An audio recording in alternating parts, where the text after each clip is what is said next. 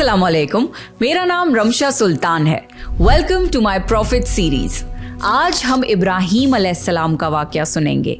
इब्राहीम अलैहिस्सलाम अल्लाह के बहुत ख़ास नबी थे जिन पर बहुत सारी आजमाइशें आईं। तो चलिए शुरू करते हैं with the real life story of profit Ibrahim अलैहिस्सलाम।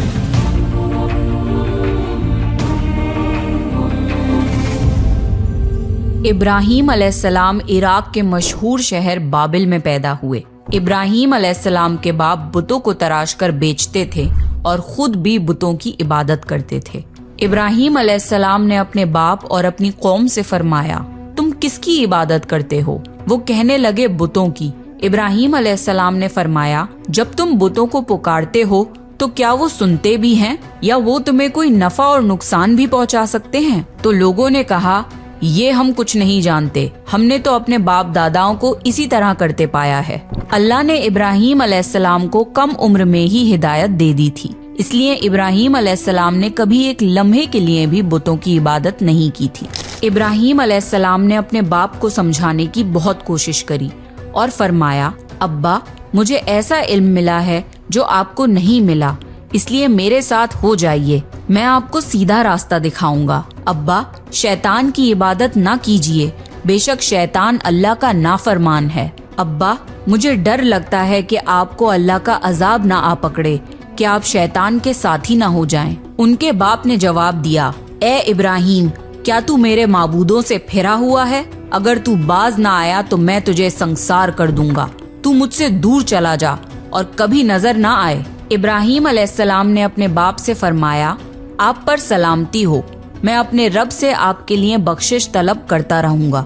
वालिद के सख्त जवाब के बाद इब्राहीम अलैहिस्सलाम ने उनसे अलैदगी इख्तियार कर ली। इब्राहीम अलैहिस्सलाम बुत परस्ती से सख्त चिढ़ते थे। ईद के दिन उनकी कौम के लोग खाना पकाकर माबूदों के सामने रखते थे, फिर शहर के बाहर एक मैदान में जमा होते, वहाँ खेलते कूदते और खुशियाँ मनाते। शाम को घरों की तरफ आते, सुबह बुतों के पास जो खाना रख गए थे उसको उठाते और तबर्रुक समझकर खा जाते। इस दफा जब ईद का दिन आया तो सब तैयार हो गए, पर इब्राहीम अलैहिस्सलाम तैयार नहीं हुए।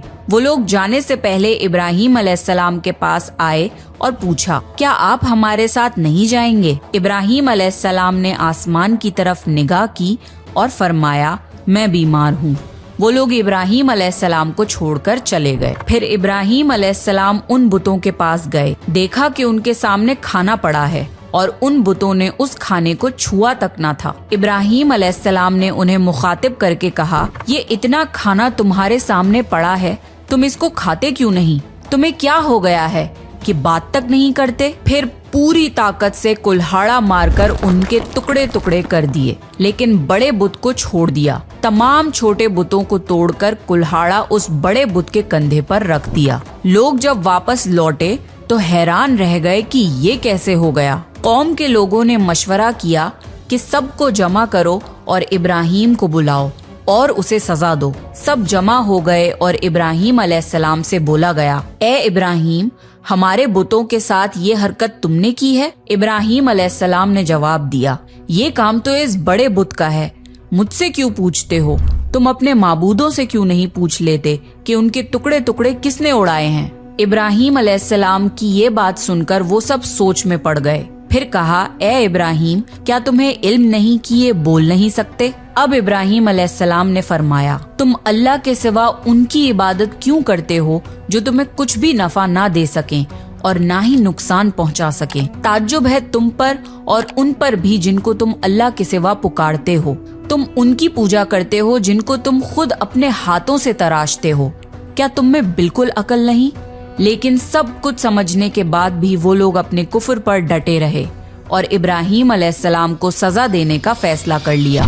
फिर उन लोगों ने एक मैदान में कई दिन तक खूब सारी लकड़ियां जमा की और उसमें आग लगा दी। जब आग खूब भड़क उठी तो उन्होंने इब्राहीम अलैहिस्सलाम को रस्सियों से बांधकर उस आग में डाल दिया।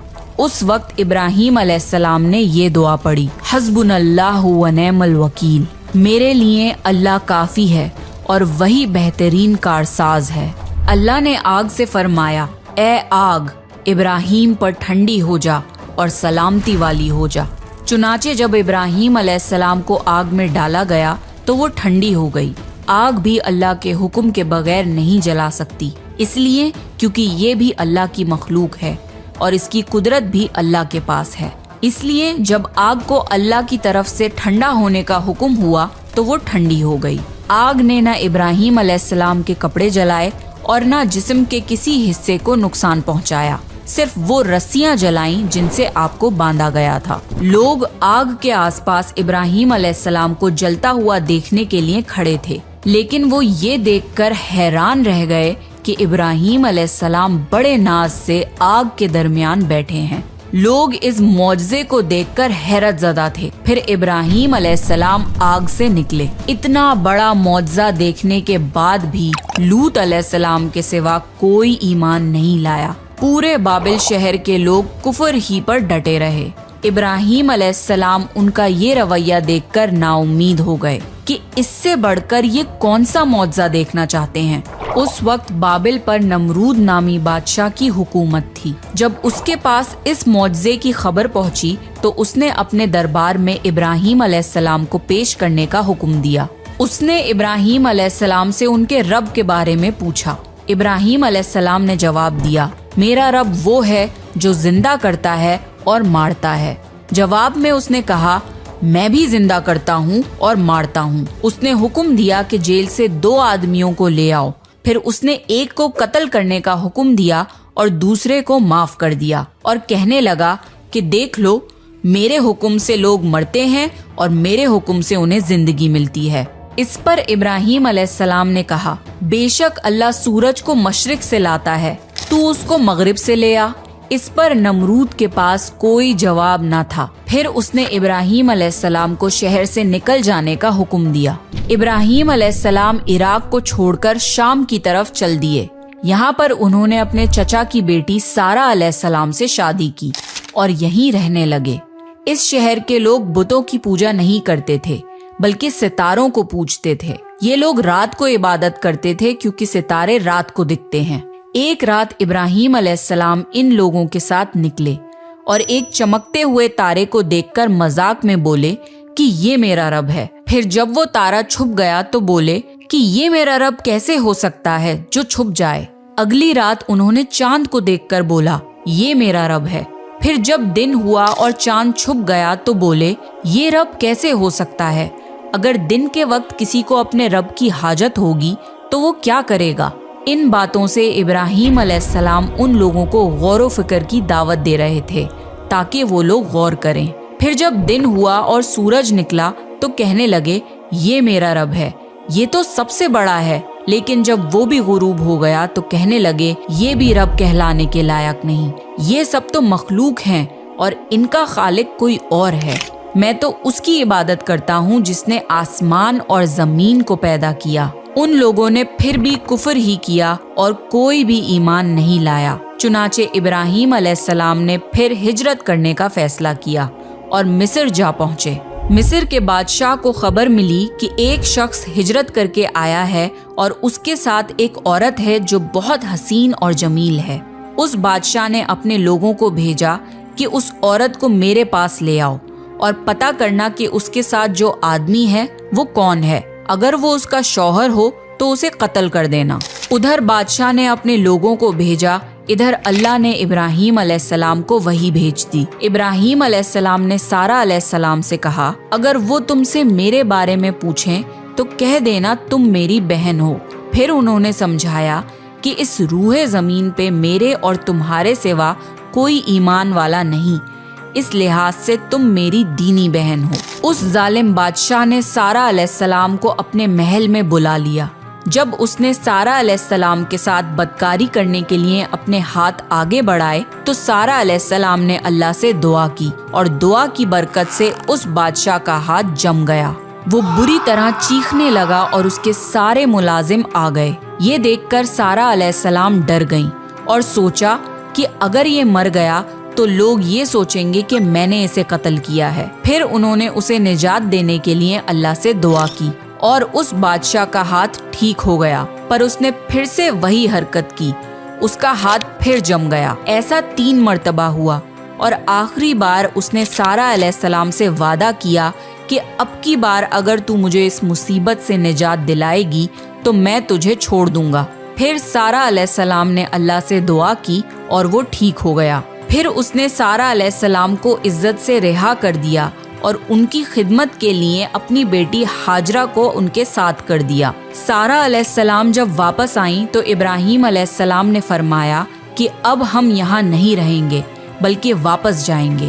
پھر وہ لوگ واپس فلسطین چلے گئے۔ ابراہیم علیہ السلام کی عمر 86 سال کی ہو گئی پر ان کی کوئی اولاد نہ تھی، تو سارہ علیہ السلام نے سوچا میں بانجھ ہوں اور ابراہیم علیہ السلام کو اولاد کی تمنا ہے، تو کیوں نہ میں ہاجرہ علیہ السلام کا نکاح ابراہیم علیہ السلام سے کرا دوں۔ پھر ابراہیم علیہ السلام اور ہاجرہ علیہ السلام کا نکاح ہو گیا۔ اللہ نے ابراہیم علیہ السلام کی اولاد کی دعا قبول کری اور بیٹے اسماعیل علیہ السلام سے نوازا۔ پھر اللہ کا حکم ہوا کہ اپنی بیوی ہاجرہ علیہ السلام اور بیٹے اسماعیل علیہ السلام کو لے کے مکہ روانہ ہوں۔ اس وقت مکہ ایک بالکل بنجر جگہ تھی۔ یہاں پر ابراہیم علیہ السلام اپنی بیوی بچے کو چھوڑ کر جانے لگے تو ہاجرہ علیہ السلام کو بہت حیرانی ہوئی اور وہ اپنے شوہر سے پوچھنے لگی، اے ابراہیم، ہمیں کہاں چھوڑے جا رہے ہو؟ یہاں نہ پانی ہے، نہ خوراک، نہ کوئی انسان۔ ابراہیم علیہ السلام نے کوئی جواب نہیں دیا اور چلتے رہے۔ ہاجرہ علیہ السلام ان کے پیچھے چلتی رہیں اور سوال کرتی رہیں کہ ہمیں کس کے حوالے کر کے جا رہے ہو؟ یہ تو بالکل بے آباد جگہ ہے۔ ابراہیم علیہ السلام نے پھر بھی کوئی جواب نہیں دیا۔ آخر ہاجرہ علیہ السلام نے ان سے پوچھا، کیا آپ کو اللہ نے اس کام کا حکم دیا ہے؟ تو ابراہیم علیہ السلام نے فرمایا ہاں۔ تب سیدہ ہاجرہ مطمئن ہو گئیں اور بولی، اگر یہ بات ہے تو اللہ ہمیں بالکل ضائع نہیں ہونے دے گا۔ خوراک اور پانی چند دن میں ختم ہو گیا۔ پانی کا ایک بھی قطرہ نہ بچا۔ خوراک نہ ملنے کی وجہ سے ماں کا دودھ بھی خشک ہو گیا۔ اب بچہ بھوک سے بلکنے لگا۔ ہاجرہ علیہ السلام اپنے بچے کو بھوک سے روتا ہوا نہیں دیکھ سکتی تھی، اس لیے انہوں نے بچے کو وہیں چھوڑا اور پاس کی پہاڑی صفا کی طرف دوڑی کہ شاید کسی طرف پانی یا خوراک نظر آ جائے یا کسی انسان کی جھلک نظر آ جائے۔ جب کچھ نظر نہ آیا تو نشیب کی طرف پہنچی، پر جب انہیں بچہ نظر آنا بند ہو گیا تو تیزی سے مروہ کی پہاڑی کی طرف دوڑی۔ وہاں بھی کچھ نظر نہ آیا۔ خیال آیا کہ پھر سے کوشش کرنی چاہیے۔ اس طرح انہوں نے صفا اور مروہ کے درمیان 7 چکر لگائے۔ اللہ کو ہاجرہ علیہ السلام کی یہ ادا بہت پسند آئی اور اللہ نے ہاجرہ علیہ السلام کی اس سنت کو برقرار رکھنے کے لیے اسے حج کا حصہ بنا دیا۔ یہی وجہ ہے کہ مسلمان حج اور عمرے کے وقت صفا اور مروہ کے درمیان صحیح کرتے ہیں۔ جب وہ آخری مرتبہ مروہ پر پہنچی تب انہیں ایک آواز سنائی دی جو اسماعیل علیہ السلام کے قریب سے آ رہی تھی۔ وہ جلدی سے اپنے بچے کے پاس پہنچی تو دیکھا کہ اسماعیل علیہ السلام کے قدموں کے نیچے سے پانی پھوٹ رہا ہے۔ اللہ نے جبرائیل علیہ السلام کو ہاجرہ علیہ السلام کی مدد کے لیے بھیجا تھا۔ انہوں نے زمزم والی جگہ پہ اپنا پر مارا تو اسماعیل علیہ السلام کے قدموں کے پاس سے زمزم کا عظیم چشمہ جاری ہو گیا۔ اللہ نے اپنے ان بندوں کے لیے زمین پھاڑ کر ایک چشمہ نکال دیا۔ یہی آب زمزم کا آغاز تھا۔ ہاجرہ علیہ السلام پانی کو حیرانی اور خوشی سے دیکھ رہی تھیں۔ جب انہوں نے دیکھا کہ پانی چاروں طرف بہہ رہا ہے تو انہوں نے زمین کو کھودنا شروع کر دیا تاکہ پانی ادھر ادھر نہ بہہ جائے۔ پھر انہوں نے اس گڑھے کے چاروں طرف پتھر رکھ دیے اور بولی زم زم، یعنی رک جا۔ نبی صلی اللہ علیہ وسلم کا فرمان ہے، اللہ اسماعیل علیہ السلام کی والدہ پر رحم فرمائے، اگر وہ جلد بازی سے کام نہ لیتی تو زمزم ایک بہنے والا چشمہ ہوتا۔ ہاجرہ علیہ السلام نے اسماعیل علیہ السلام کو پانی پلایا اور خود بھی پیا۔ بس یہی آب زمزم ان کے کھانے اور پینے کا کام دیتا تھا۔ کچھ ہی دنوں میں ہجرت کرنے والا ایک قبیلہ پانی کی تلاش میں وہاں پہنچا۔ انہوں نے ہاجرہ علیہ السلام سے وہاں پڑاؤ ڈالنے کی اجازت مانگی۔ ہاجرہ علیہ السلام نے فرمایا، ٹھیک ہے، لیکن آپ کو اجرت ادا کرنی ہوگی۔ قبیلے کے لیے یہ سستا سودا تھا۔ انہوں نے فوراً حامی بھر لی۔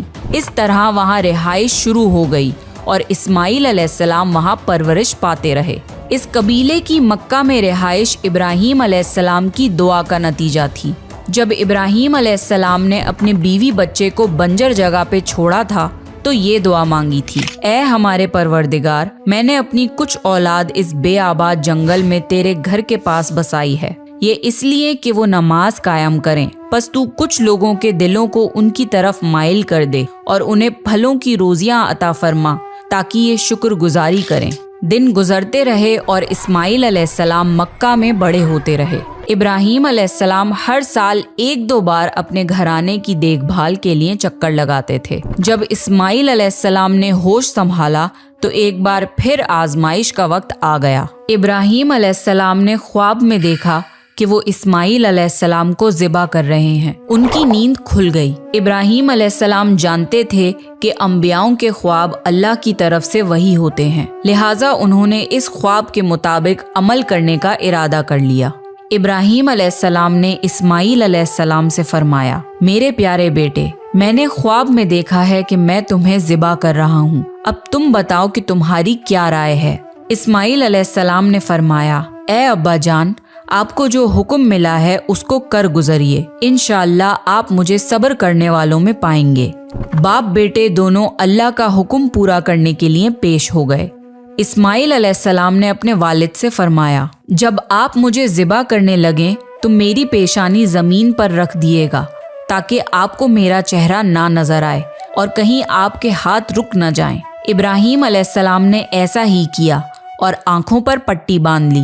اب انہوں نے چھری پکڑ کر گردن پر چلا دی، لیکن چھری نے گردن نہ کاٹی۔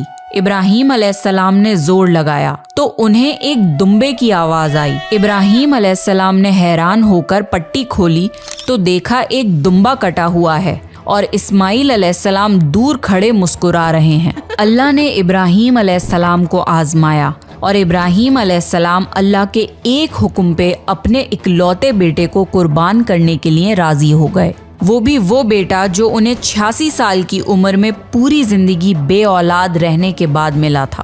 اللہ ظالم بادشاہ نہیں۔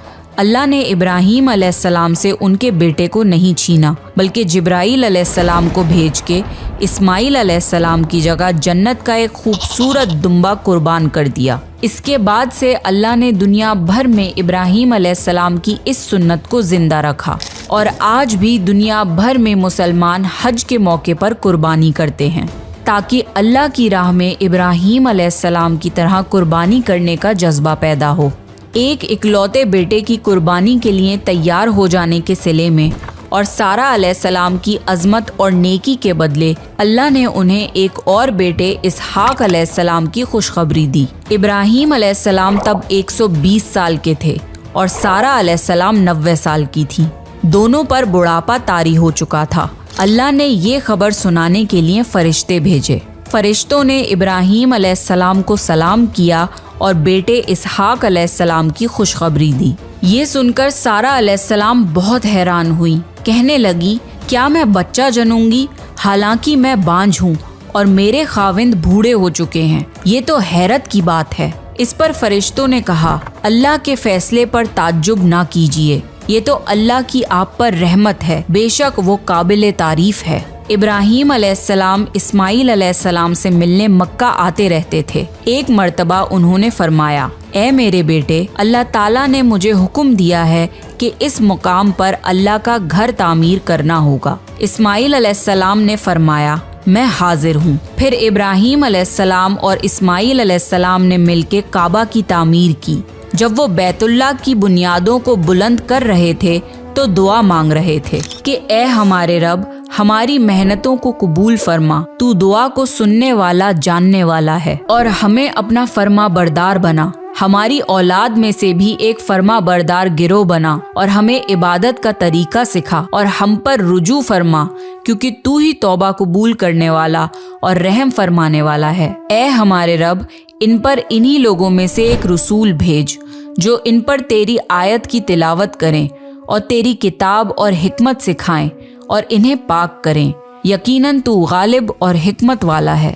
تعمیر کے وقت اللہ نے جنت سے ایک پتھر بھیجا تھا جس کا نام حجر اسود تھا۔ یہ پتھر نہایت سفید تھا۔ اب یہ پتھر لوگوں کے گناہوں کی وجہ سے کالا ہو گیا ہے۔ تعمیر کے وقت ابراہیم علیہ السلام ایک پتھر پر کھڑے ہوئے، وہ ننگے پیر تھے۔ اسی وقت پتھر پگھل گیا اور پتھر پر ان کے پیروں کے نشانات آ گئے۔ इसी पत्थर को आज मुकामे इब्राहिम कहा जाता है और आज भी लोग इसे देख सकते हैं। इस तरह काबा तामीर हुआ। अल्लाह ने इब्राहिम अलैहिस्सलाम को हुक्म दिया कि लोगों में हज का ऐलान करो। इस पर इब्राहिम अलैहिस्सलाम ने फरमाया, ए अल्लाह, मेरी आवाज़ भला किस किस तक पहुँचेगी? अल्लाह ने जवाब दिया, आपके ज़िम्मे आवाज़ लगाना है, पहुँचाना हमारा काम है। फिर इब्राहिम अलैहिस्सलाम अरफात के पहाड़ पे चढ़े और आवाज़ लगाई, लोगों, बैतुल हरम का हज करो। इसकी बरकत से अल्लाह ने बैतुल हरम की मोहब्बत लोगों के दिलों में डाल दी, जिसकी वजह से आज तक हर कोई हज और उम्रा की ख्वाहिश रखता है और हजारों लोग हर साल बैतुल्लाह का हज करने के लिए आते हैं। इब्राहिम अलैहिस्सलाम ने 175 साल की उम्र में वफात पाई। इब्राहिम अलैहिस्सलाम पर बहुत आजमाइशें आईं, पर हर मामले में इब्राहिम अलैहिस्सलाम अल्लाह के वफादार रहे। इसलिए अल्लाह ने इब्राहिम अलैहिस्सलाम को खलीलुर रहमान के लक़ब से नवाजा, यानी अल्लाह का दोस्त। तो ये था इब्राहिम अलैहिस्सलाम का बेहतरीन वाक़या। अगर आपको प्रॉफिट सीरीज़ में इंटरेस्ट है तो प्लीज़ मेरे चैनल को सब्सक्राइब कर लीजिए। आपको ये वीडियो सीरीज़ कैसी लग रही है प्लीज़ कमेंट करके ज़रूर बताइए और मुझे नेक्स्ट कौन से प्रॉफिट पे वीडियो बनानी चाहिए वो भी सजेस्ट करिए। And I see you next time. This is me Ramsha Sultan signing of.